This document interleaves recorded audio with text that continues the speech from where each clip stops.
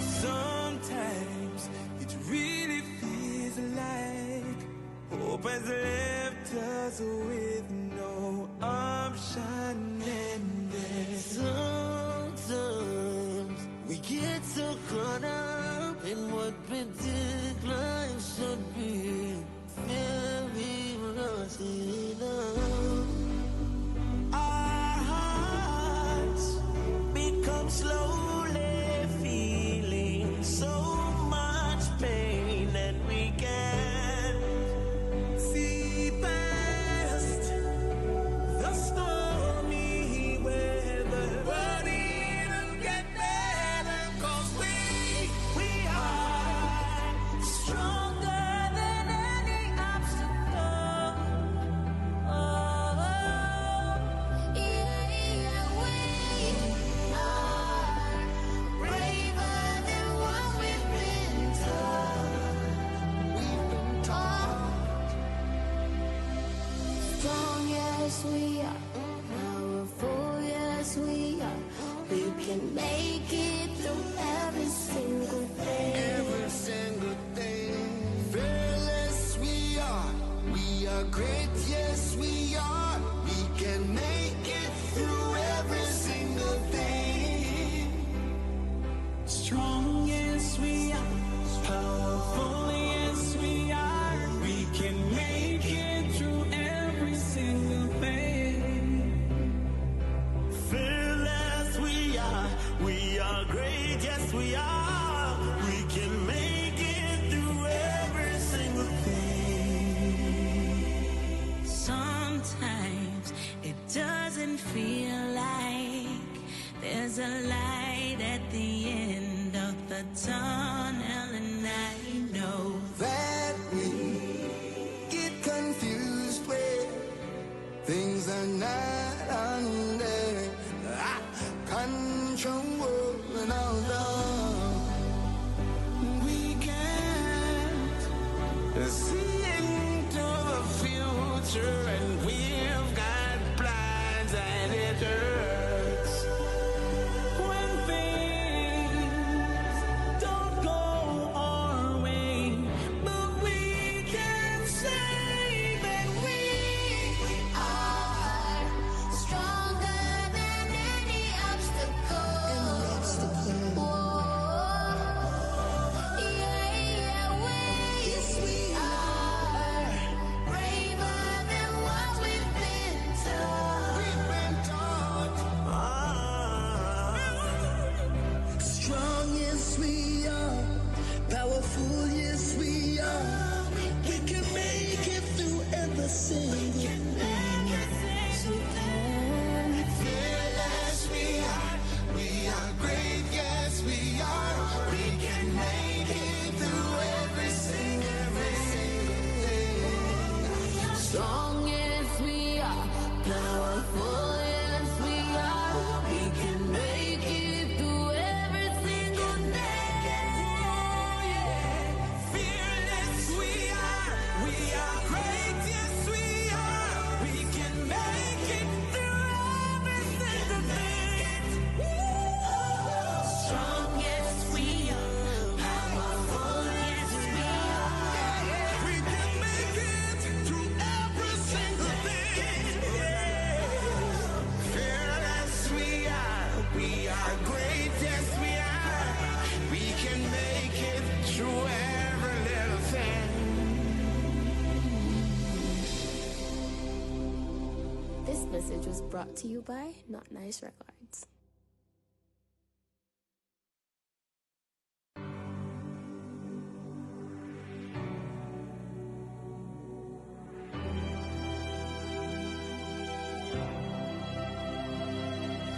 Sometimes it really feels like hope has left us with no option, and sometimes we get so caught up in what we think life should be. Very lost in love. Our hearts become slow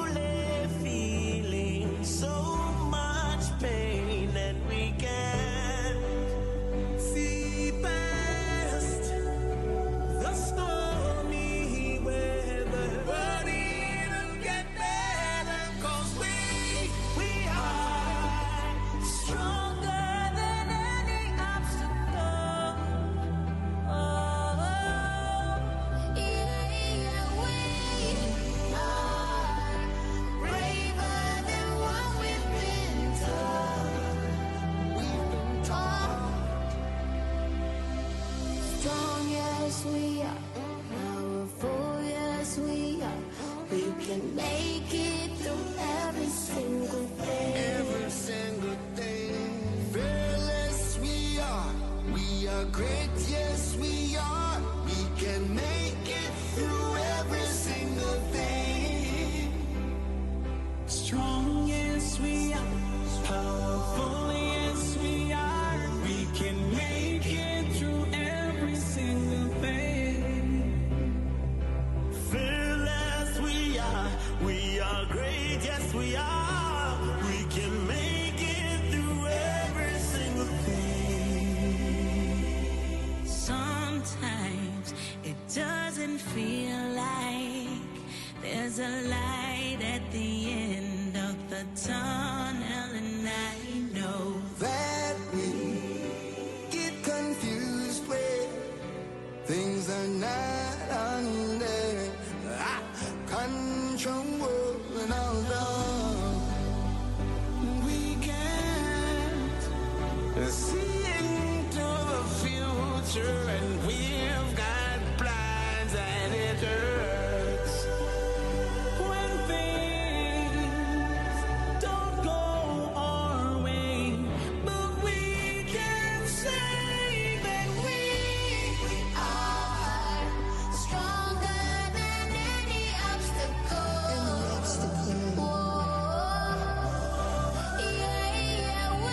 Yes, we are braver than what we've been taught. Strong, yes we are. Powerful, yes we are. We can make it through every single thing. Fearless we are. We are great, yes we are. We can make it through every single thing. Strong, yes we are. Powerful, yes we are. We can make it through every single day. Fearless we are. We are great, yes we are. We can make it through every single thing. strong, yes we are. Powerful, yes we are. We can make it through every single thing. Fearless we are. We are great, yes we are. We can make it through every little thing. This message was brought to you by Not Nice Records.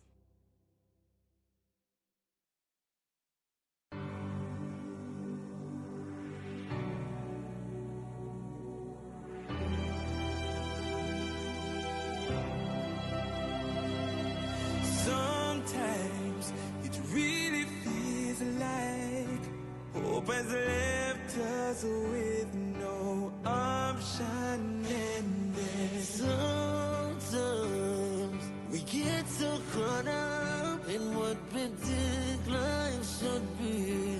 Very lost enough.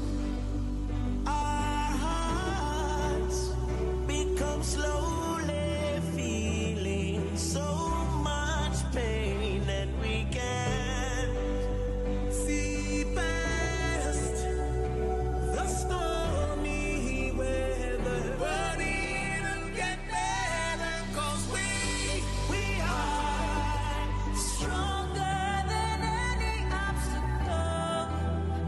Oh, Yeah, we are braver than what we've been taught. Strong, yes we are. Powerful, yes we are. We can make it through every single day. Every single day. Fearless we are. We are great, yes we are. We can make it through every single thing. strong, yes we are. Powerful, yes we are. We can make it through every single thing. fearless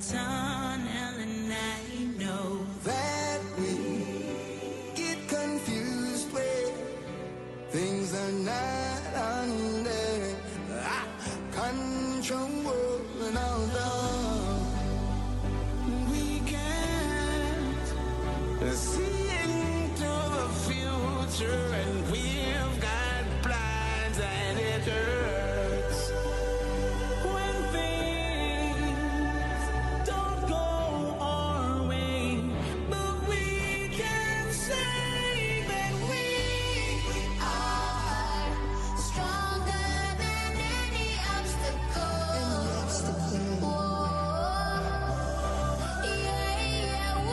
Yes, we are braver than what we've been taught. we've been taught.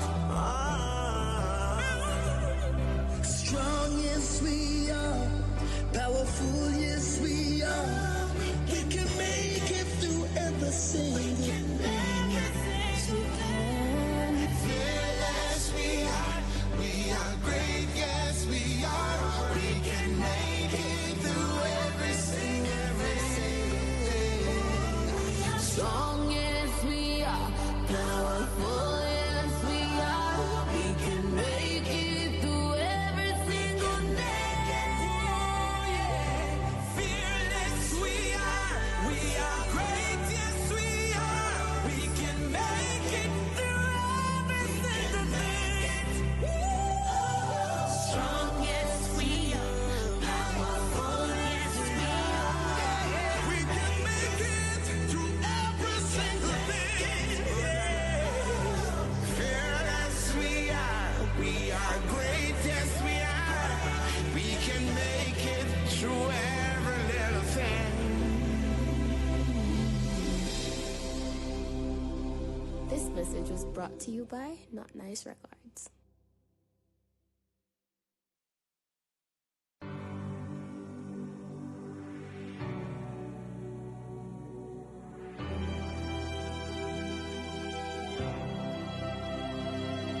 Sometimes it really feels like hope has left us with no option, and Sometimes we get so caught up in what particular should be. Very lost enough. Our hearts become slowly feeling so much pain that we can't see past the stormy weather. But it'll get better, 'cause we are stronger than any obstacle. Oh, Yeah, we are braver than what we've been taught. We've been taught. Strong, yes we are. Powerful, yes we are. We can make it through every single day. Every single thing. Fearless we are. We are great, yes we are. We can make it through every single thing. strong, yes we are. Powerful, yes we are. We can make it through every single thing. Fearless we are. We are great, yes we are. We can make it through every single thing. Sometimes it doesn't feel like there's a light at the end of the tunnel, and I know That we get confused when things are not under our control, and although we can't see into the future, and we've got blinds, and it hurts When things don't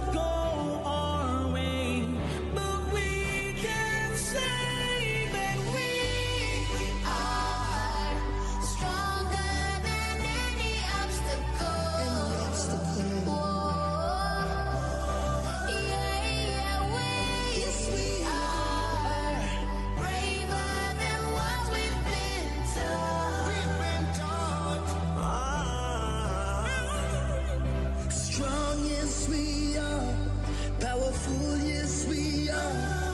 We can make it through every single thing. Fearless we are. We are great, yes we are. We can make it through every single thing. Strong, yes we are. Powerful, yes we are. We can make it through every single day. Fearless we are. We are great, yes we are. We can make it through every single thing. Strong, yes, we are. Powerful, yes, we are. We can make it through every single thing. Fearless we are. We are great, yes we are. We can make it through every little thing. This message was brought to you by Not Nice Records.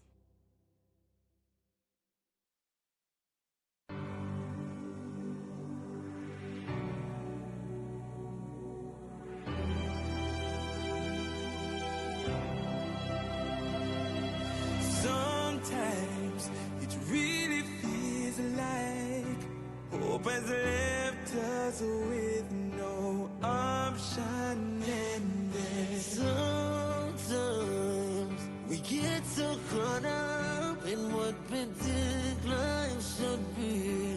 Very lost in love.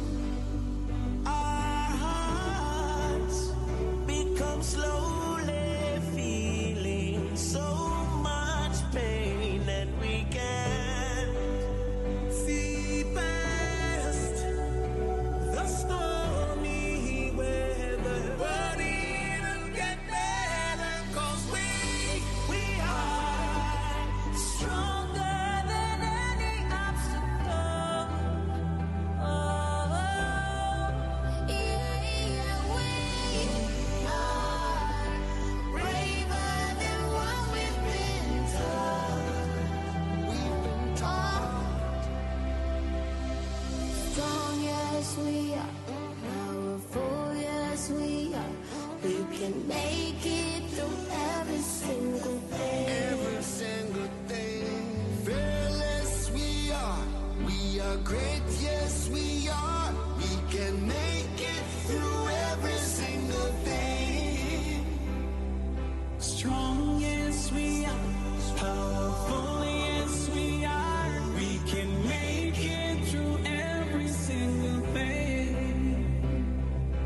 fearless. We are great, yes we are. We can make it through every single thing.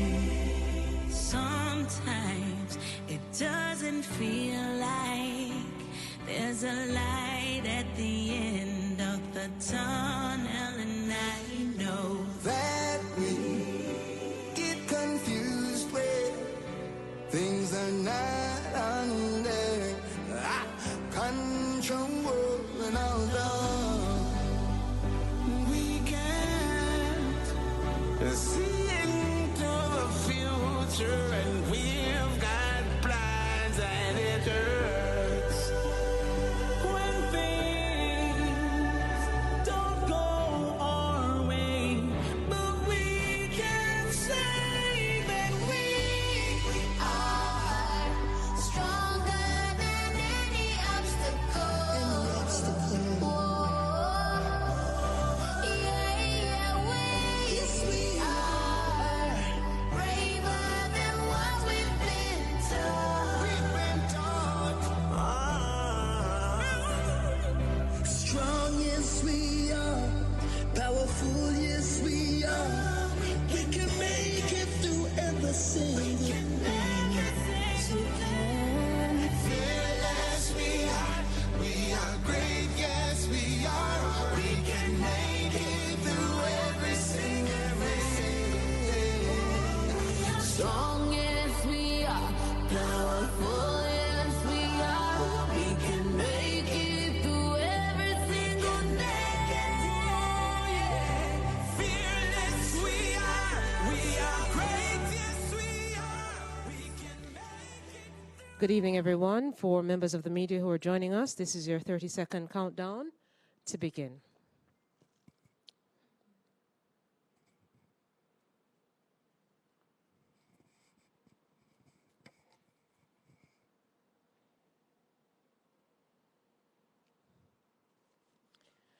Good evening, everyone, and welcome to the Media Center here at the Office of the Prime Minister in Kingston, Jamaica.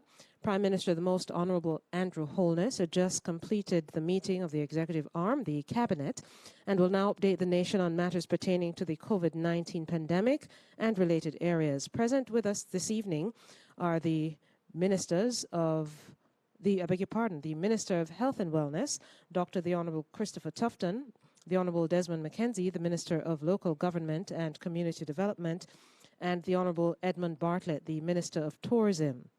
We also have with us Mrs. Audrey Sewell, the Permanent Secretary in the Office of the Prime Minister, as well as Mr. Dunstan Bryan, the Permanent Secretary in the Ministry of Health and Wellness, as well as the country's Chief Medical Officer, Dr. Jacqueline Bisesa McKenzie.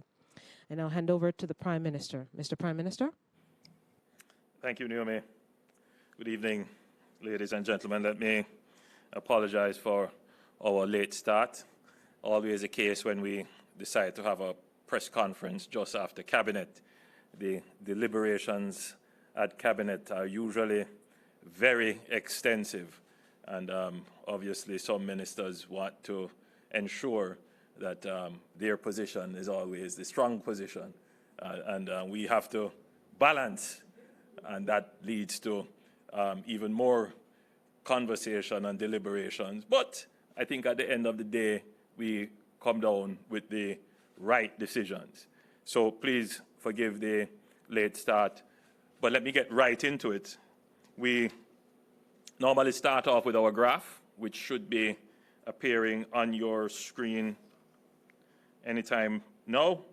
And to just give our usual recap, the solid black line, which is now appearing, shows the cumulative number of cases, and we are now at 698 cases. I believe, Minister Tufton, we have had 2 new cases today, so we are now at 698.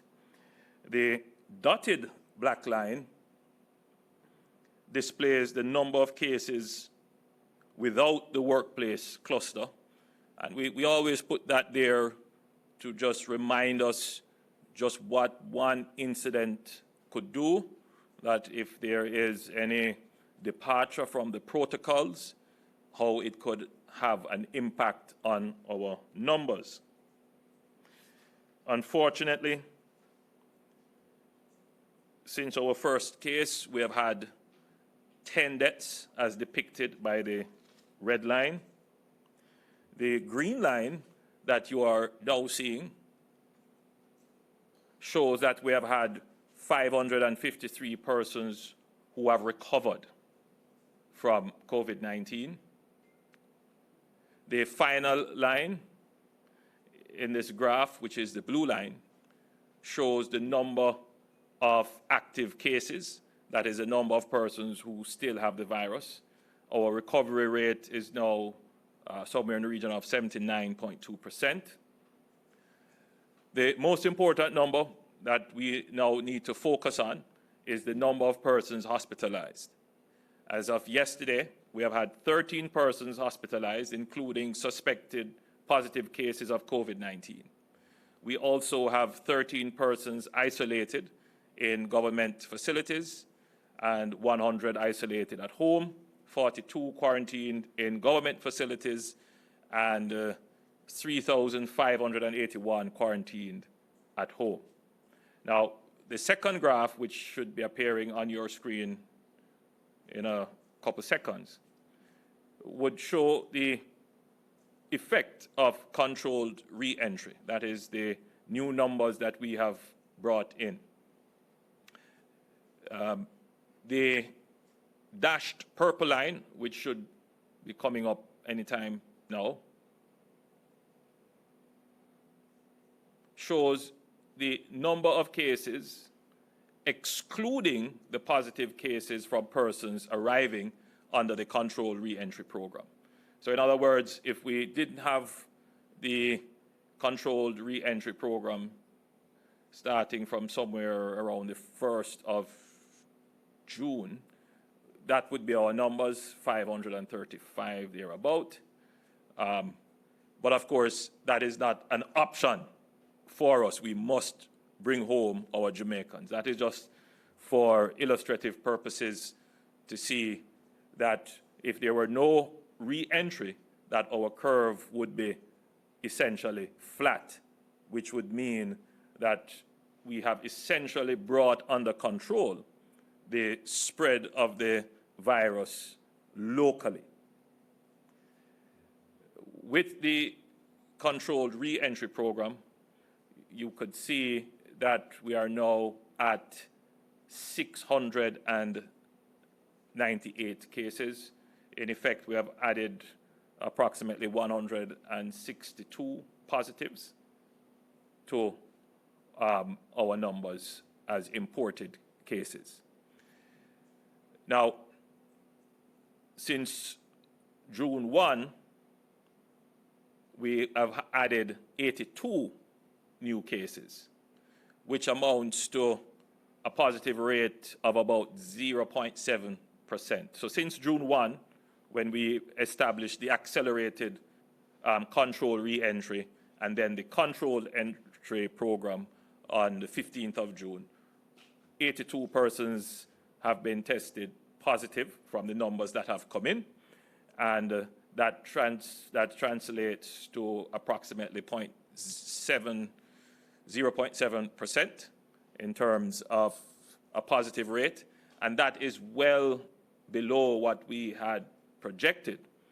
We had projected that we would have probably a 2.5% positive rate, and we set our trigger from that, from June 1, and the end of June, based upon that 2.5% projected positive, we would have had somewhere in the region of about 851 cases. Thankfully, that did not materialize. Our positive rate is 0.7, and we are at 698. So I think we could declare today that the program of controlled re-entry, which was between the 1st of June to the 15th of June, and then the program of controlled entry from the 15th of June to the 30th of June, I think generally you could say that those two programs were successful.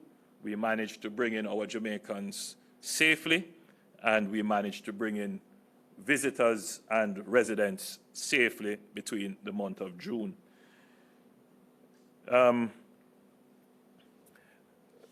This is not to say that we are out of the woods.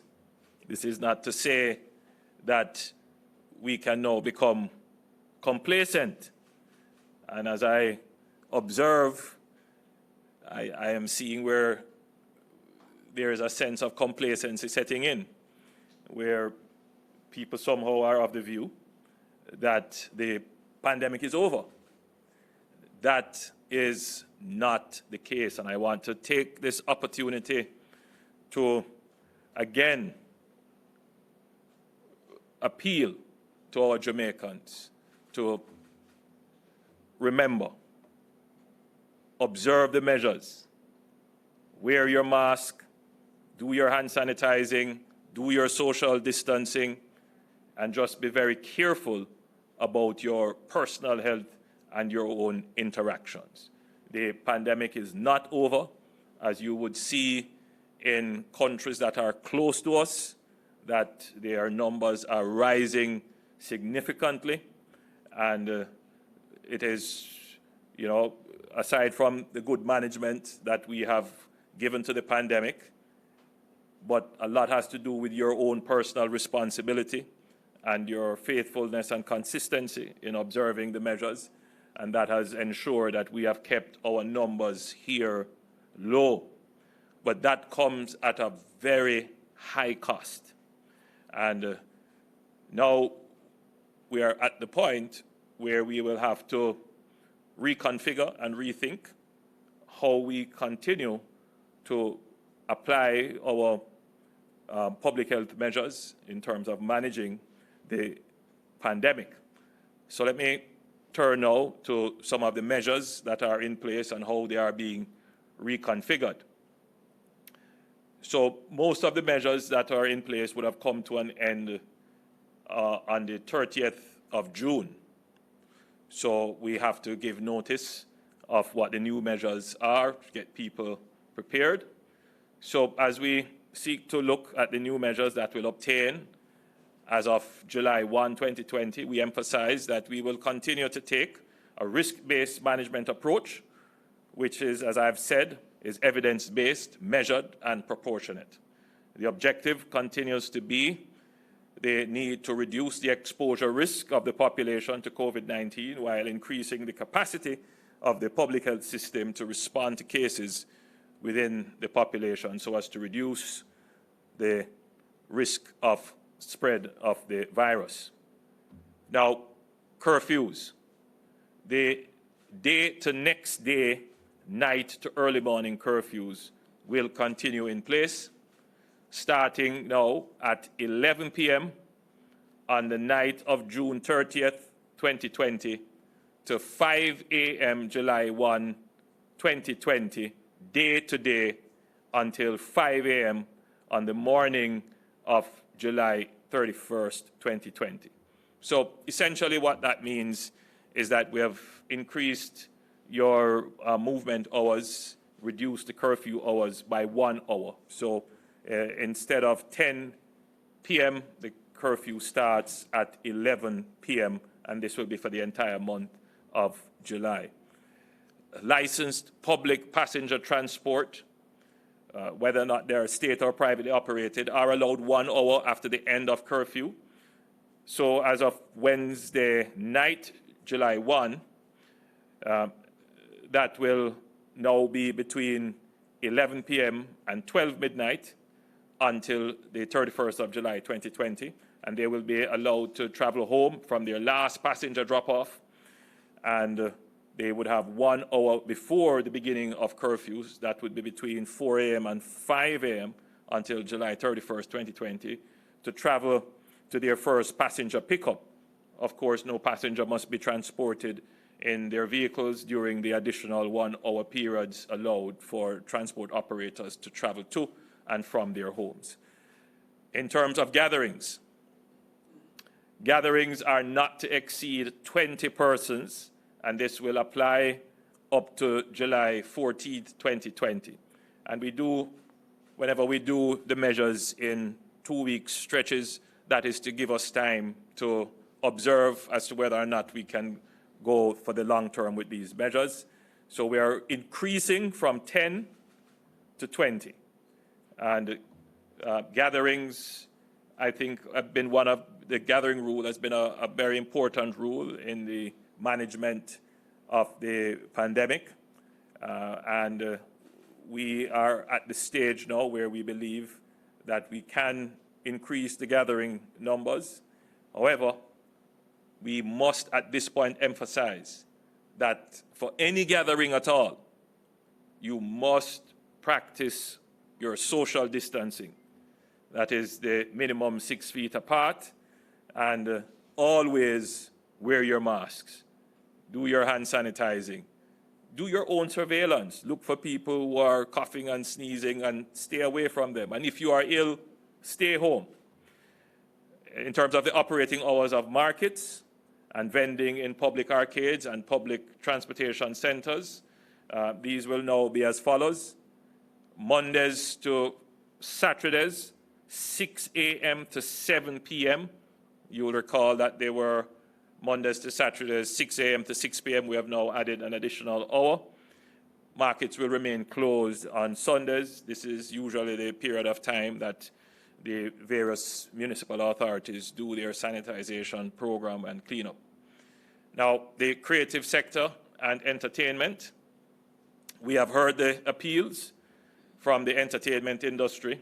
Indeed, I listened to them very carefully.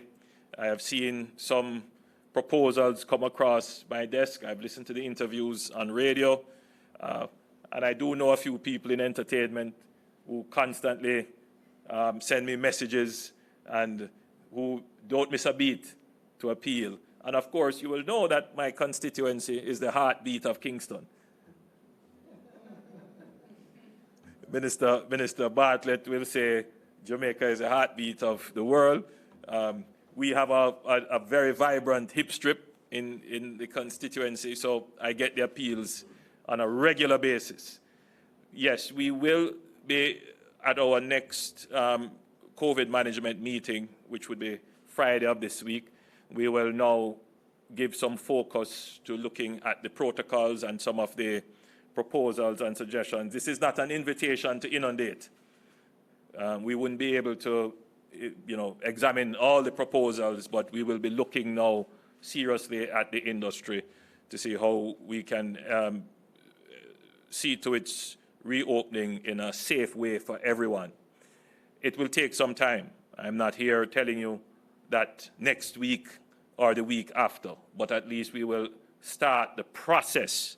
And just as how we have done with the bars and the churches and other areas that we have opened up, we follow the gradual approach, and we also ensure that it is evidence-based and situationally appropriate. So I want to thank the entertainment community for their patience.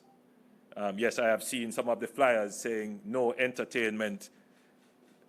Well, I won't say what the other part of the slogan is, but Minister Mackenzie, I believe you showed me the flyer where it said no entertainment, no voice.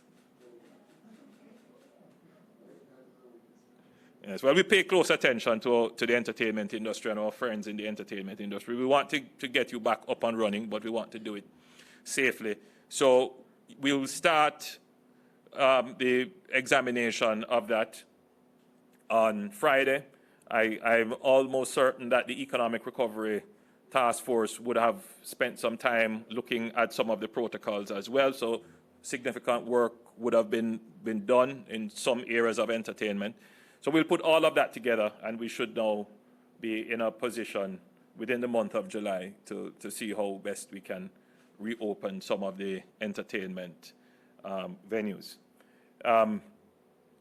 In terms of restaurants and places of amusement, Minister Mackenzie will give you a briefing today, but I expect that in Parliament on Wednesday you will give the full details as to how that will work.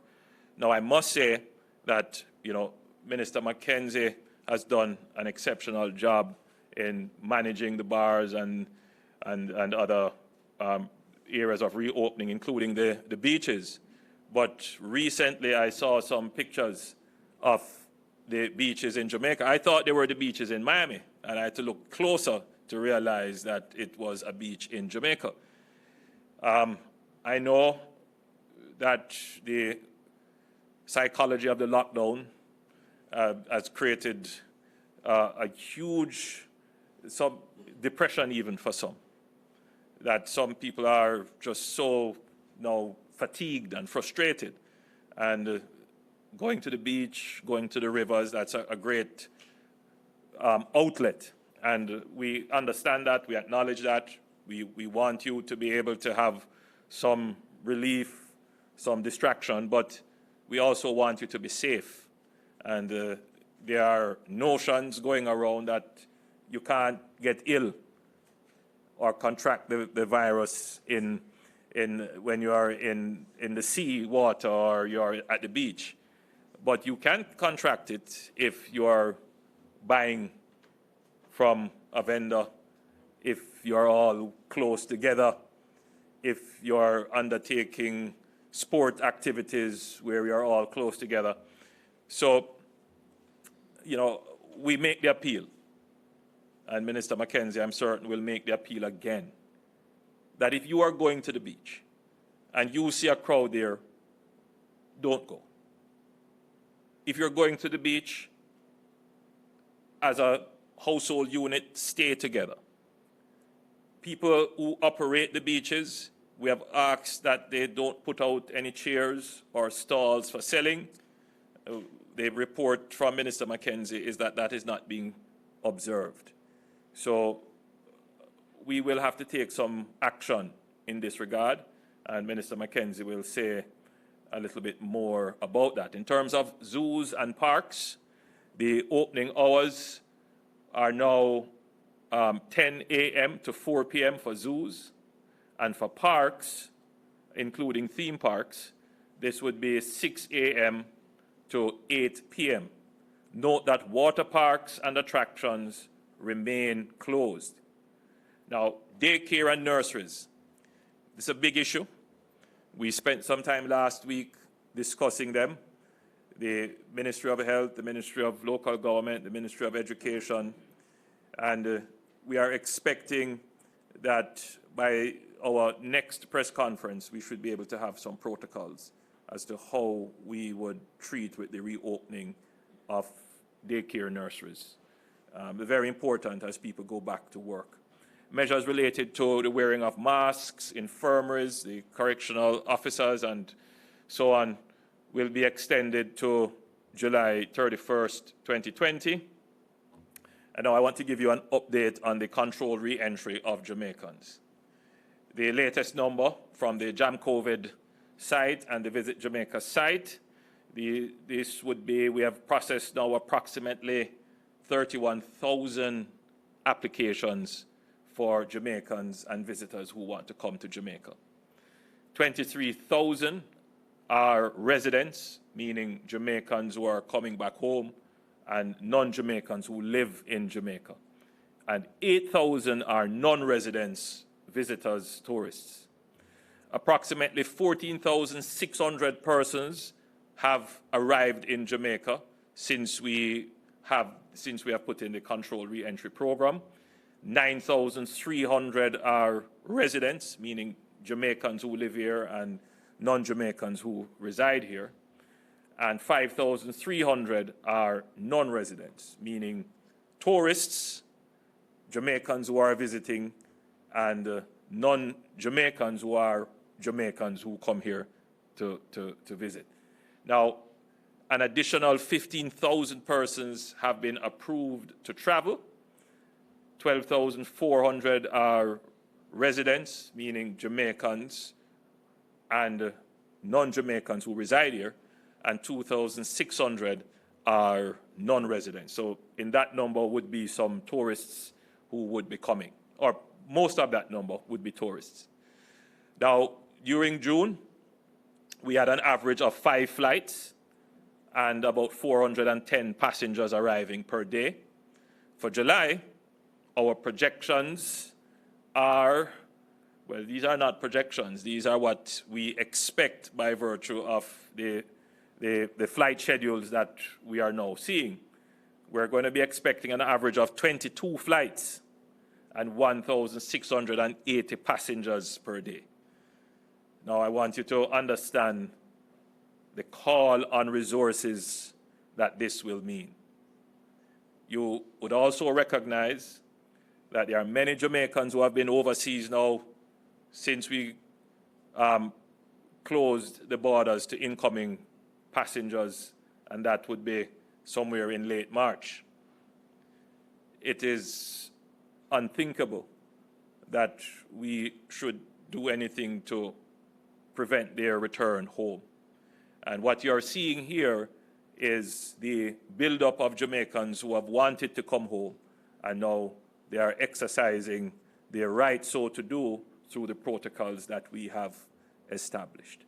So we still have to make sure that they can enter Jamaica safely and that the population here is protected. But you can imagine the resource constraints that we would face to keep the same levels of controlled re-entry that we have kept through the month of June. We did that very high-level control protocol so that we could establish, using very stringent criteria, what is the risk that the population faces from the Reentry program. And I believe I haven't seen yet the expenditure. But Minister Tufton, when you get a chance, and amongst all the other things you have to do, I would love to see what that program has cost the country. We now know, in keeping with our evidence-based management, what the risk is. We budgeted 2.5% positive rate. We ended up at somewhere at about 0.7. It doesn't mean that we drop all guard. It doesn't mean that we don't need to have protocols in place. What it means, however, is that we can reconfigure the limited resources that we have, because in order for us to have done this, that is to put in place this very robust control entry protocol, is that we have had to move resources from the interior, meaning we have had to move resources from the clinics, from the health centers, from the hospitals, from head office, from the regional offices, and they were basically stationed at the airports. One airport had about 200. If you took into consideration the police and military personnel and everybody who else was there. And both airports were operating at that kind of manpower and capacity. That is not something that we can do forever. And the longer we do it, the greater the fatigue. And at this point, let me thank our health workers. They have done a tremendous job. They have made us proud. They have done well. And, you know, Jamaica is the talk of the town about our protocols. But these protocols can be stressed and stretched to the point where they defeat the purpose. So we have deliberated now for the last 2 weeks, and which is one of the reasons why we were late in coming to the press conference, as to how we will treat with the re-entry. The CMO is here, and if I run into any difficulties in explaining it, she will come and stand right beside me along with the Minister of Health, who will both help to explain the sound public health science that guides our decision making. So as of July 1, 2020, we will still require testing for controlled entry.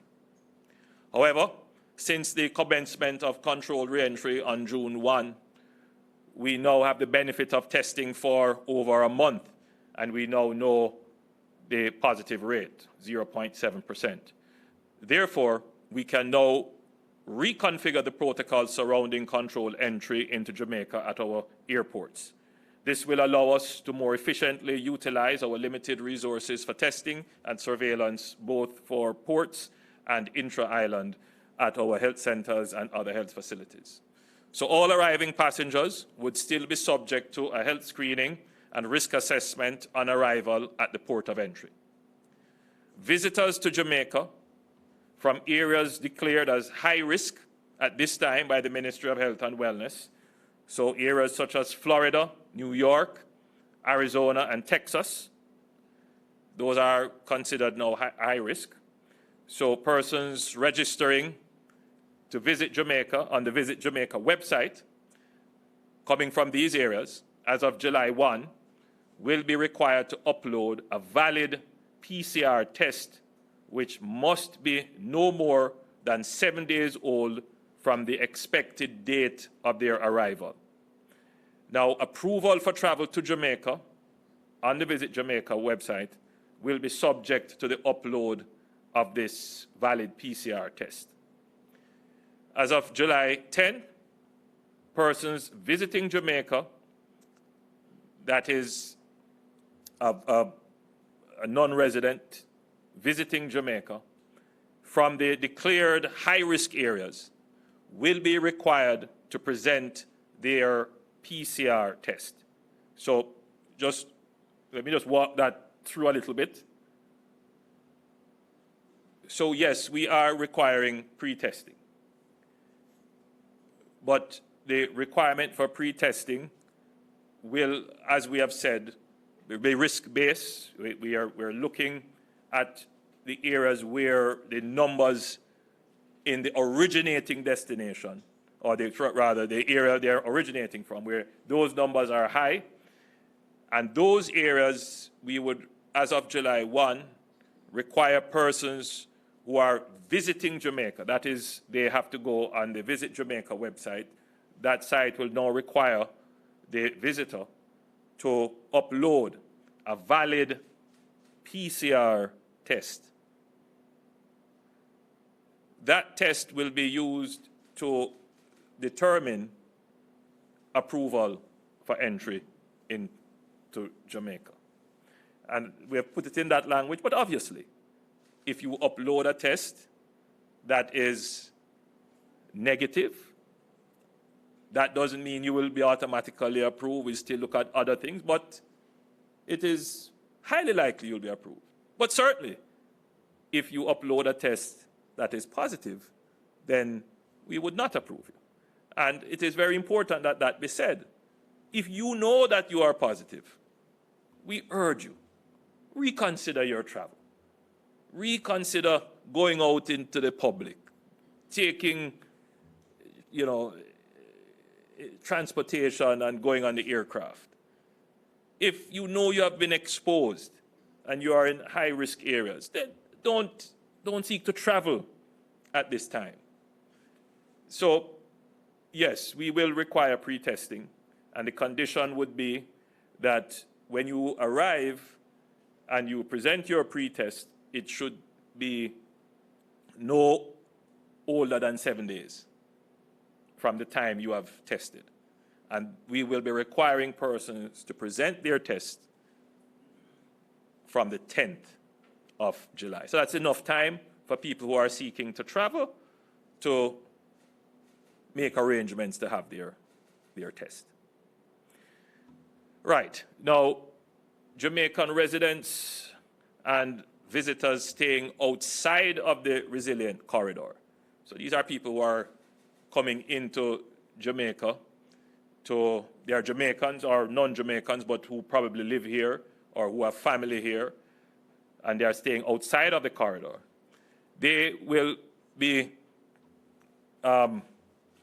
they will be checked based upon the risk assessment of their health, and the usual health and risk-based assessment that we use for everyone. And they will be required to make an appointment at one of our testing locations to do a PCR test. Let me explain that a little bit. So non-Jamaicans and Jamaicans who are coming home, they are not going to resorts, they're coming to be amongst the general population. At the airport, they will be screened. Now, clearly, if we screen them and they are showing symptoms, they would have to be isolated. So they would then come under the protocols of the Ministry of Health. And that would include testing as well. If the physical observation does not reveal anything, but the assessment of where they're coming from, the group to which they are a member, reveals that they are high risk, then they will be required to register, make an appointment for their PCR test. They will go home, but they are under quarantine orders. So the arrangement is, we send you home, and you're under quarantine orders. You then do your test. That is, you go to your nearest health facility. You go back home under quarantine orders. You await your test results. And depending on your assessment, if your result is negative, again, it's still an assessment, you could be under quarantine or you could be under stay at home. If your result is positive, then you could be asked to isolate at home, or you may be taken into a state facility because where your conditions at your home may not be suitable for isolation or quarantine. Now, it is important that Jamaicans understand that we are not abandoning testing. Testing will be done. But in order to ensure that we can test everyone coming in, this is the best way to facilitate the testing. We certainly just could not test 1,500 people coming in on a daily basis at the airport. That is not possible based upon the resources that we have. So it is best that they go home, quarantine, and then test. You know, if you just stop for a while and consider it, it's the same thing. We swab them at the airport, but they travel home and they await their test under quarantine. So in any event, you know, the risk of sending them home without testing is not much greater than the risk of testing at the airport. But to further mitigate the risk, the redistribution of the resources from the airport back into the community, that's very important. When we move the people out of the community, we are not able to conduct the surveillance. So we have to bring back the professionals into the community, and they will be supported now by the 1,000 community health aides that Minister Tufton is now mobilizing. And they would definitely need to have the professionals alongside them to train them to do the community surveillance. So that is the public health advice, and that is what will prevail come the 1st of July.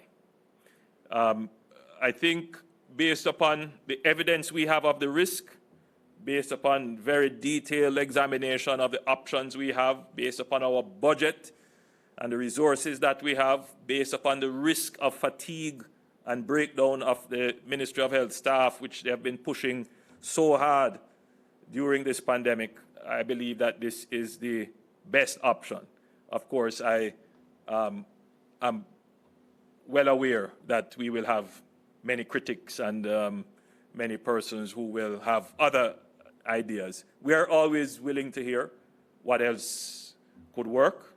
We don't claim to have a patent on knowledge, so we always want to hear if there are other methods that can be used, but I wish to assure the nation that this is something that we deliberated on long and hard, even up to today, even up to the last 30 minutes. Minister Tufton and Minister Bartlett and Minister Mackenzie, the entire cabinet was deliberating on this matter. But I believe we have come to what is the best solution so far.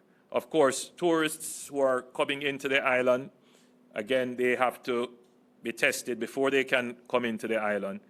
They will go through the screening. They will go to their resort or hotel or wherever they are staying within the COVID resilient corridor, because that is still operational. And of course, if during the screening they are showing symptoms, they will be isolated, they will be tested. The stay in zone orders for the COVID resilient area is a strict order which we intend to enforce, but so far we haven't seen any need for that because the level of compliance has been fairly high. The hotel operators understand that it is important to ensure that the visiting population is kept separate as much as possible from the on-island population. We will have to, of course, do much more surveillance and testing of the hotel workers to make sure, because they would be the conduit from hotels to communities. And the Ministry of Health has given me the assurance that that surveillance and testing will be ramped up in the days coming. So, ladies and gentlemen, I could, if there's no other matter, let me just check my notes here. Yes, I believe we have covered. Yes, we have covered everything except the business traveler. And the business traveler, and by definition, this is someone who is coming for less than 14 days, the business traveler will be tested at the airport. And the original protocols that applied will continue to be applied. So the business traveler, we require that they be tested at the airport. They could go to their hotel, they quarantine at their hotel or place where they will be staying. And upon the receipt of their result, if their result is negative, then they are allowed to conduct their business. And if their result is positive, then they fall under the standard health protocol of isolation and treatment. So, ladies and gentlemen, again, apologize for the late start, and thank you for listening and watching. May I invite Minister Mackenzie to, if you want to give any update on the beaches.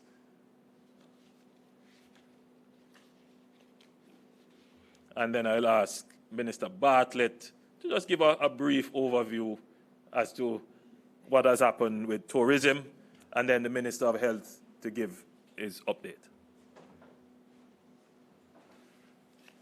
Thank you. Thank you, Prime Minister. Just to say, last week when I gave the update in Parliament on the performance of the beaches, over this weekend, Prime Minister and colleagues, we did another underground assessment. And we have found that there is about 91% non-compliance of all the protocols of the beaches that we surveyed over the weekend. As you mentioned, I'll be making a statement in Parliament on Wednesday. And in that statement to Parliament, I'll be outlining certain steps that we are going to be putting in place to ensure that we get the kind of compliance that is required, among other things in making announcements as it relates to other areas of responsibility. But I just want to make the point to the wider public and to emphasize the point earlier made by the Prime Minister, that there has to be a certain level of responsibility that is brought to the table by Jamaicans. We understand the importance of going to the beach and to the rivers and to exercise and to have some level of freedom. But we have to do this in a controlled fashion.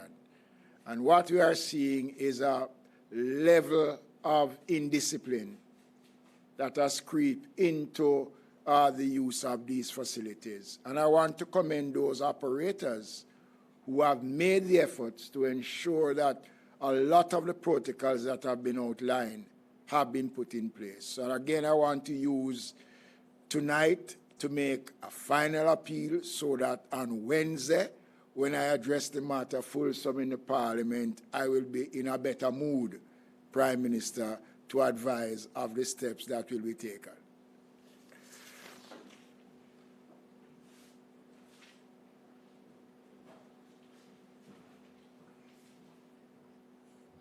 Thank you, Prime Minister, colleagues, distinguished partners, media.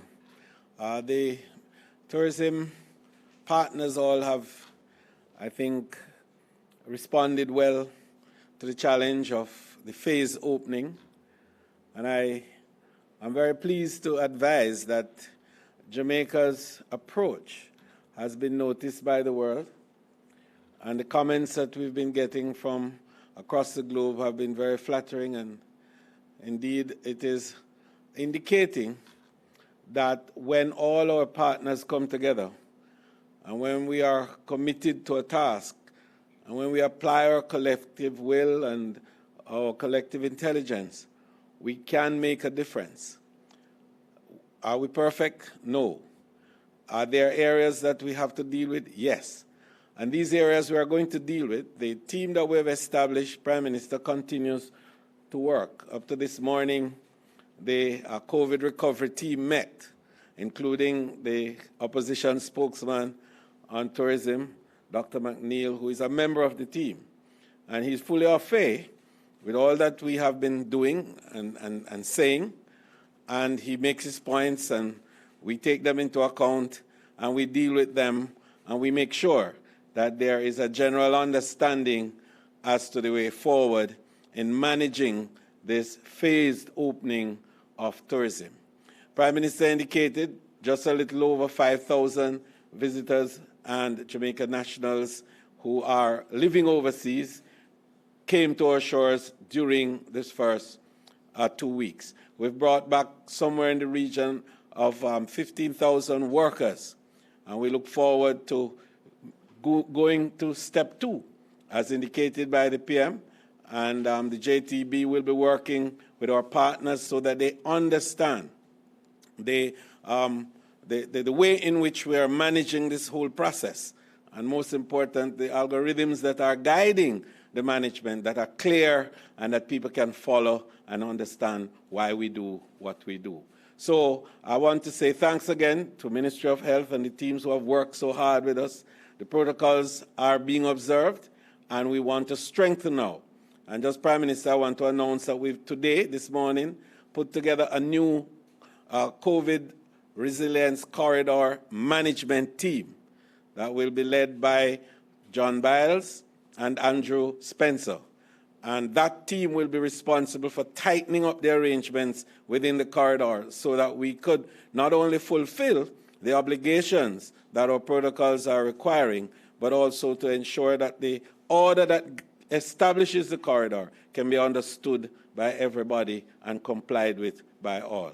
Thank you, Prime Minister. Minister Tufton.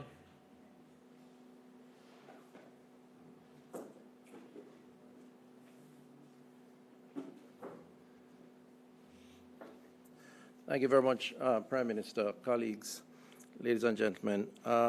First of all, I want to just take the opportunity to thank the Honourable Prime Minister and the Cabinet for their leadership and support over these number of months as we have maneuvered, if you will, this COVID threat that has affected our country in a significant way. I want to also use the opportunity to just recognize and really commend the public health team, led, of course, by the Permanent Secretary and the Chief Medical Officer, but involving thousands of public health workers, over 17,000 in the public health system, and administrative staff, but in particular the frontline workers, the contact tracers, the public health nurse, inspectors, community health aides, all of whom have been directly involved in the front line and certainly have put their lives at risk for the benefit of the country and for the overall cause. I think we need to remind ourselves every day as to the efforts that they make, and so I want to reiterate that. But in particular today, I reiterate that because I think we're at a crossroads in terms of the phases of response to this COVID risk. And the Prime Minister articulated it well when he summarized the need for 100% testing over the past month, that's the month of June, and the data that was collected and the use of that data to assess the approach, to expand and to learn from the approach, to go through a learning curve, so that we could make the necessary adjustment with management of that risk. Now, it's a risk that evolves, and so while certain variables may remain fairly constant, there are other variables that are changing, and some of those variables are not totally in our control. So even though we had a 0.7% positive rate for the numbers that came in, I think about 14,000 or so over that period. The truth is, when you look external to Jamaica, despite the efforts of our team members, the reality is that primary source markets, whether for residents or non-residents coming in, that risk profile is also changing. But it is changing in a way that requires us to assess that risk, not just as one destination, meaning North America, but looking at states within North America and applying a particular risk profile depending on the different states. And that's what we have done in assessing where that risk is greatest and why testing as part of the overall screening process may have to continue. And we juxtapose that against the capacity of the local team to continue in a sustainable way the type of 100% testing. I mean, everybody will be screened, and frankly speaking, we have always screened at our ports of entry. And I think Jamaicans need to recognize that. Sometimes you don't notice it, but temperature checks are done, the nurses are always there, and they will pull you from the line if they suspect, question you, and of course, subject you to further interrogation if necessary, depending on what they're looking for. So that will continue for everybody. But as it relates to testing, as the Prime Minister said earlier, we think that we're at a point, and given the capacities of our resources, the public health team and the infrastructure, where we can now distinguish the risk from one state to the next, and by extension, individuals depending on where they're coming from, and then apply an approach that may not always involve testing. So with the tourists or the non-residents, as the Prime Minister said, effectively the 10th, is it the 10th or the 7th? The 10th. Those persons who are going to be uploading information on the Jam COVID Visit Jamaica site would need to do a PCR test within a 7-day period of travel. And that for us represents one form of screening. And it's essentially doing what we would have done here with everybody in the month of June. And we believe that it's important to be done, at least for the time being.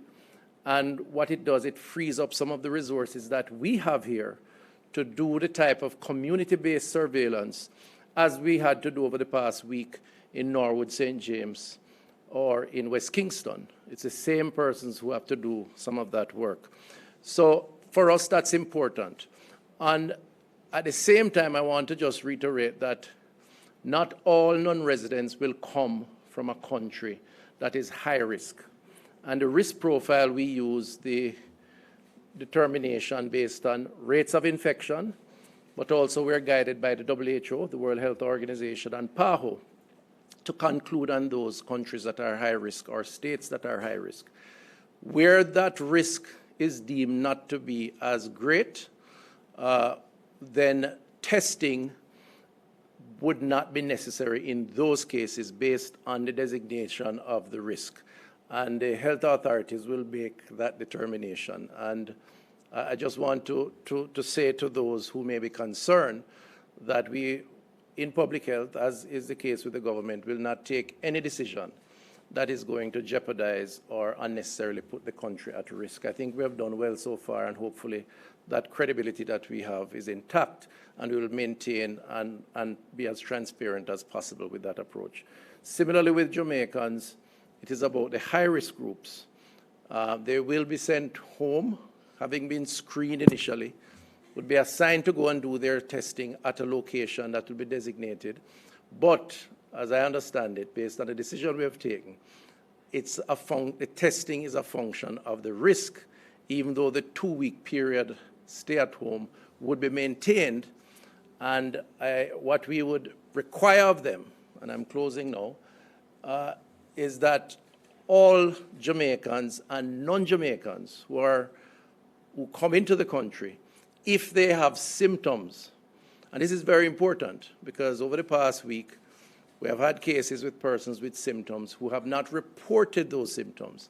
it is absolutely necessary that if you have the sneezing, the cough, the cold, anything that is linked to COVID, and we have to see it as our duty to remind persons of those symptoms, you must check in with your 8881 Love number for guidance or with your health center and continue to protect yourself with the protocols that we have announced, the masks, the sanitizing, the quarantining, the social distancing or physical distancing. That is very, very, very important. I close, Prime Minister, with your permission, by just giving an update on Norwood and West Kingston. So we did 2 days, Thursday and Friday, June 25th to 26th. In the case of West Kingston, we had a team of nearly 100 or so public health workers in that community, the particular community. We visited 264 homes. We interviewed 721 citizens, and we collected 137 samples.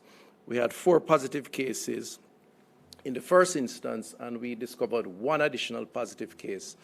And that represented for us a much better understanding of what is happening there. And we did not find a need for quarantining the community. And finally, in terms of Norwood, we did 2 days, that's Friday and Saturday, June 26 and 27. We had 40 staff members there. We did 63 home visits, interviewed 279 persons, collected 165 samples, and we, through the contact tracing, which is contacts of the original case, we discovered an additional 8 cases. At this point, we did not see the need for quarantining the community. But it just goes to show the effort that is required and why we need the resources in the communities where we believe the risk could be great if we allow a community spread to take place. Thank you very much.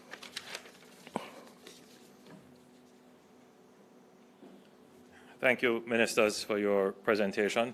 I believe we could take a few questions. Thank you so much, Mr. Prime Minister. Ahead of us starting this evening, we did have a test of all systems with members of the media, and we have outlined the ground rules concerning exactly what would happen this evening. And so, sir, there are 21 persons on our Zoom platform. And let me start off then with Ms. Dion Jackson Miller from Radio Jamaica. Mrs. Miller. Thank you so much, Naomi. Appreciate it. Couple of questions. One, can I ask for clarification on the July 1, July 10 dates in relation to testing? Not quite clear what is happening on what dates, what date the requirement for the testing becomes effective. That's one. Two, given what we're seeing in the United States, and yes, some states are seeing worse surges than others, but why isn't there an across-the-board requirement for persons coming from the United States to be pre-tested? And final question in relation to what we're seeing coming out of reports about additional complications being suffered from persons who have supposedly recovered from COVID-19, that the virus is now being seen by researchers as perhaps attacking other systems such as the cardiovascular system, leading to stroke and heart attack in people who were thought to have recovered. Is the Ministry of Health following up on our patients who have recovered, since they and their families may not necessarily make the connection in terms of what we're seeing reported? Thank you, Dion. Excellent questions. In terms of the dates, so the 1st of July would mark the beginning of the pre-testing requirement for those coming from or originating from areas which the Ministry of Health will define based upon our own surveillance and intelligence as high risk. I believe I named a few areas. It would be Florida, Texas, New York, and Arizona. Those are what we have declared so far. So those persons who are visiting Jamaica, so they are coming in for a short period of time and are likely to be going into hotels or other such places, they would be required to get a pre-test done in the area that they're coming from, a test done rather, before they come to Jamaica. They would be required to upload that test on the Visit Jamaica website, and the test should not be more than 7 days old at the time they arrive in Jamaica. And we will start requiring that test in 10 days. So the passengers who will be required to present that test would be the passengers that are arriving in Jamaica on the 10th of July. So on the 10th of July, we will start asking for the test. But remember now, they would start applying on the 1st and uploading from that period of time.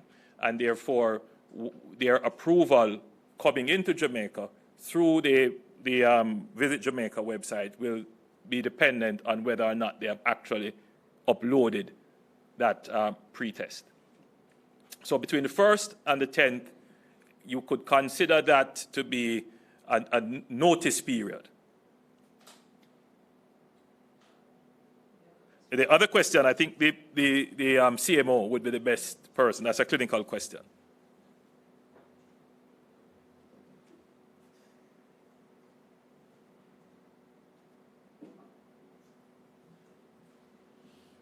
Thank you, Prime Minister. Good evening, everyone. Thanks for your question.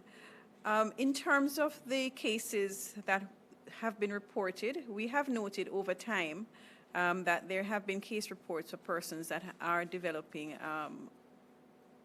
disorders that are related to other systems outside of the respiratory system and have had poor outcomes in some instances. So we have noted this. What we have done is that from the Ministry of Health perspective, we have been following up our cases that have been discharged. Our discharge protocol involves a 7-day test and interview, and then a 14-day test and interview. So we will be looking how we extend that period over time to see if we require to have 3 months reviews, 6 months reviews for these persons. In addition to that, all persons that come into hospitals that have these kind of illnesses, we are asking for these persons to be tested. Even if it is not thought to be COVID-related, but any persons that are going into our ICUs, any persons that are critically ill, persons with depressed consciousness, strokes, serious illnesses, we are requiring a test to see if there are any issues related to COVID.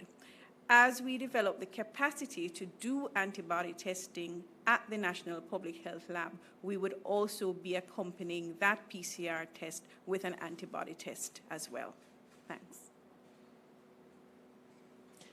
So Dion, just for greater clarity, so from the 1st, the Visit Jamaica website will require you to upload your PCR certificate test result. That will be the basis on which approval for travel will be given if you are coming from the areas that are declared by the Ministry of Health as high-risk areas. But you have a 10-day period in which to go and get your test. So when you come into Jamaica on the 10th, that is when now we would start to require you to present the physical certificate to us. So the 10th and afterwards. Thank you, Dion. Thank you so much, sir. Let's then go over to Ms. Brittany Clark from Nationwide News Network. Brittany? Hello, good evening, everyone. So 2 quick questions. So the first one, there's a suggestion on the table for the government to charge a COVID tax for visitors and returning residents to offset the cost of testing and the provision of PPEs. I just wanted a response from Prime Minister Holness on that. And for the CMO, there are also suggestions being made that visitors and returning residents have gone through the process of testing and are yet to receive their results even after a 7 to 14-day period. So can the ministry give an update as to how many cases from the controlled reentry are actually backlogged and what additional resources are being employed to clear this up? Thank you. I don't usually comment on anything to do with taxes because that's not, at this time, that's not what we would want to even signal or communicate. But I will say to you that the protocols have been a call on the Treasury in a significant way, and we will have to put in place measures to recover some of that. So there are things being considered. We wouldn't call them taxes, but certainly there are things being considered. At some point in time, the traveler will have to bear some part of the cost, but we're not there yet. We're not at that point yet. Sable?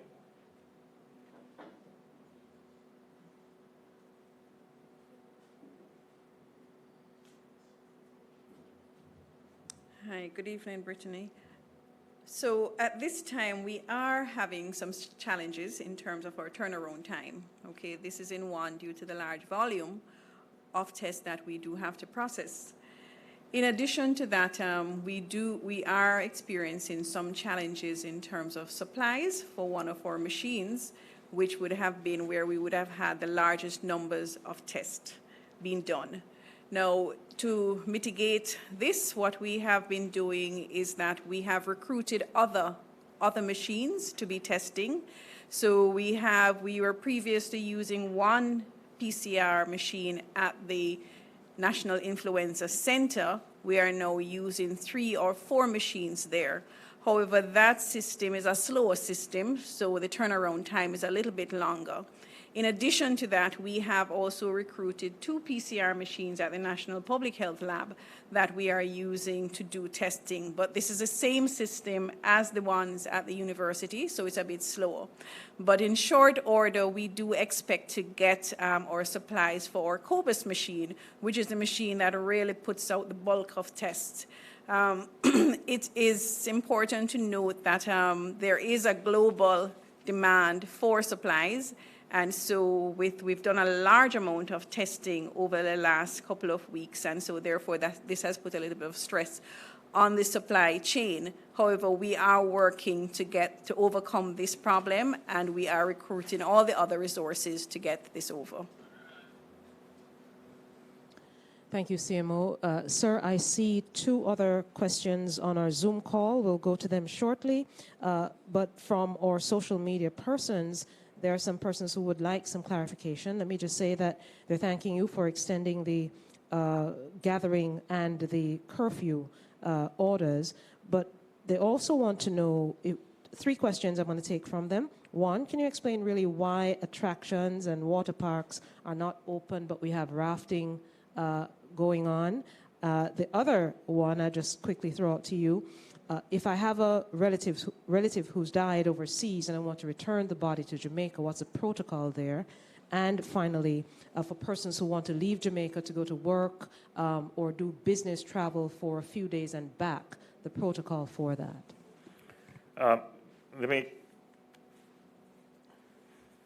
The water attractions, the water parks, some of these would be also considered to be attractions for tourists and the like, and those are going to be treated in the second phase of the reopening. So we will eventually get to that in a matter of weeks.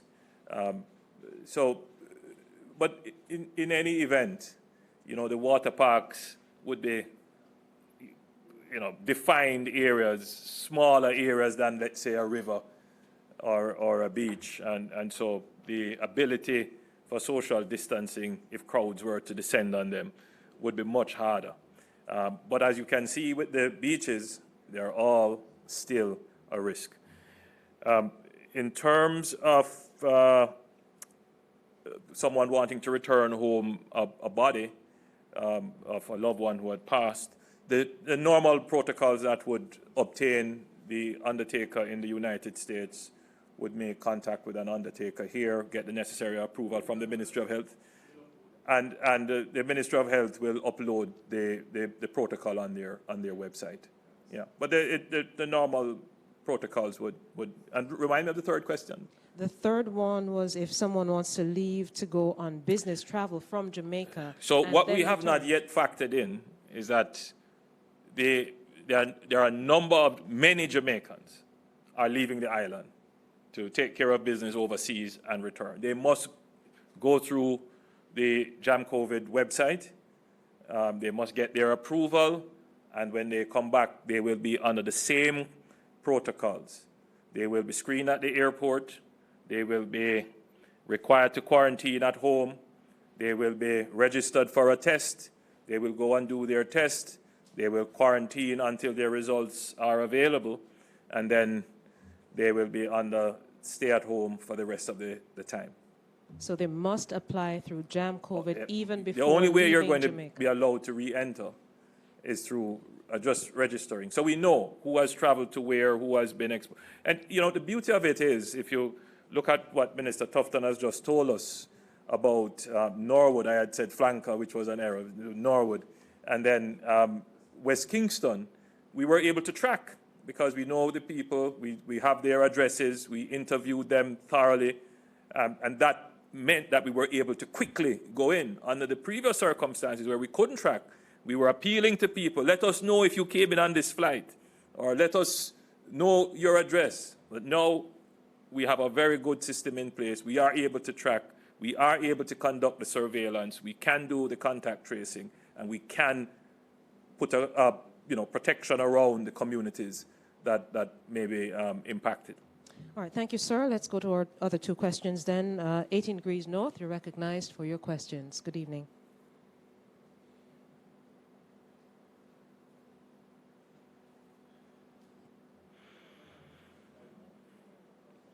You could turn on your mic. I'm sorry, we're not hearing you. I'm sorry. Good evening. I wanted to ask about the COVID actual numbers. Mr. Prime Minister mentioned, I believe, 698 is the exact count right now. However, the Minister of Health, Tufton, he said that there were 8 in Norwood, I believe, and also 1 in West Kingston. So 696 was the count yesterday. The count today, I just want to get the exact count, given the fact that we have those positives. That's one question. Second question, given the fact that there is a lag in ability to churn results, are we really ready for 22 flights per day? Well, the first question is that the numbers that we give you, the cumulative number, incorporates all the other subcategories that we would have delineated. So, for example, when Minister Tufton pointed out that during a surveillance and sampling exercise in a community in St. James, they discovered 8 cases. Those 8 cases were already captured in the cumulative figure that is given per day. And it wouldn't be 8 cases all in one day. It depends on how the results come back. But for the exercise, it would have been 8 cases. So yes, the figure that we're giving you is a total figure. So which is why we're very careful to give out, because it adds to the complications. The headline figure is 698, and that incorporates any other figure that you would be hearing about. Just remind me of your other question was to do regarding the the flights and whether or not we're ready. Well, because of the lag. Well, put it to you this way. One of the reasons why we have to reconfigure the way in which we have been doing it is that we wanted to get 100% testing done at the airport. And I believe we did about 95%, I would say, or probably even higher than that for the last month. That gave us very good data as to what is the positive rate of persons coming in. And we can therefore plan around that to move to a different kind but equally effective control measure, which is we can't keep we don't have enough resources, for one, to be testing 22 flights coming in per day at our 2 airports. We just simply don't. So the new measure will allow for us to actually test everyone that is coming. Yeah. So with the measures that we have in place No, certainly we couldn't handle 22 flights coming in. But with the restructured, yes, we will be able to give an effective level of surveillance and protection to the local population and make it safe for those coming in.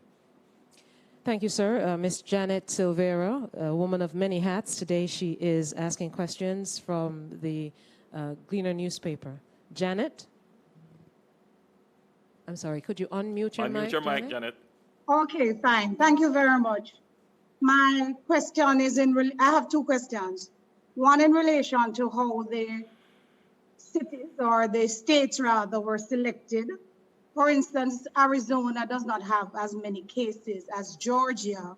However, Arizona is on the list of states that will be required to do the PCR test. So I'd like to find out why we are not doing the entire United States. For instance, California has 211,000, et cetera, et cetera. And all those people coming to Jamaica at some time. So I'd like to find out how the states were selected. And the other question to Prime Minister is, how concerned are you about Mayor Belnavis's stewardship at the St. Ann Municipal Council in relation to building breaches, COVID-19 contract controversy, and the Porsche charging port? You're a well-experienced journalist, and you would not miss that opportunity, and I understand. But let me answer the question related to the press conference. First, the list that we presented is not an extensive list. That is what we have agreed upon to date for the time of the announcement. Obviously, it will not be only about absolute numbers. It will be about the rate of increase, the rate of infection, the infection control prevention measures that are practiced within the state, our assessment as to how effective they are, and clearly the volume of persons coming in. So if you look at the states that we have said, that is where the bulk of our visitors are coming from so far. Georgia is clearly a state that we will also be examining. So it will change from time to time, but that's what it is up until this point of announcement. In terms of the other matter, I have not yet received a full brief on all the issues. I met with Minister Mackenzie this afternoon. We had a brief discussion. He is to give me some more information on it. And I'm always concerned about any allegations of impropriety and corruption. My job is to brief myself properly, bring the people in who are the center of any accusation to get full knowledge. And then once I'm satisfied that there is something there that requires action, then you would know by my past track record that I do act on these matters. Thank you so much, sir. It is 8:15. I see no other hand. There is, though, someone who had a follow-up, and given that they had one, then we'll just take that follow-up, and then, sir, you can just recap, and we'll close for the evening. Mrs. Jackson Miller, I believe, had a follow-up question. Mrs. Miller. Thank you so much. Thank you so much, Naomi. I appreciate it. Just reminding the Prime Minister that I'd asked a more general question as to why limit the testing routine to the states he mentioned as opposed to the entire United States. Well, right. I just answered a part of it, being that we're looking at where the bulk of our traffic is coming from, and those states would account at this time for most of it. The challenge, however, is the availability of the PCR test. And, the debate so far has not factored in some practical considerations. So, for example, we have been testing fairly widely in Jamaica, using up pretty rapidly our stocks of tests, which is what the CMO just alluded to. But Jamaica is not the only country that is testing. Almost every country in the world is expanding their testing capabilities. But what that means is that the factories can't keep up fast enough. So if we don't plan carefully, there could be a situation where our testing requirements can't be met because we simply just don't have stock. And that's not a problem for Jamaica, it's a problem for the entire world. So there is the issue of the availability of the tests, and not all states have the same testing protocol. So it wouldn't make sense to say everyone coming in from the United States should be tested. Certainly those who are coming from the high-risk areas, yes, we would require those. Thank you. Just one last thing. We've been getting a lot of calls from persons regarding the stay-at-home orders for the 65 and older, an order that I think has worked very well in keeping our seniors safe. But, you know, our seniors are hearty and hale and robust, and they want to get out there. So we'll extend it for 2 weeks. And then after that, we will do a review. So on the 14th of July, thereabouts, 14th or the 15th of July, we will make an amendment to the order. But especially at this time when we are bringing home our Jamaicans who are coming to look for grandma and look for uncle who they haven't seen. In fact, on the app, people actually say, almost 2,000 people say, I'm coming to look for relatives. And I think that can be the danger. I'm coming to go to a funeral, or I'm coming to go to a wedding.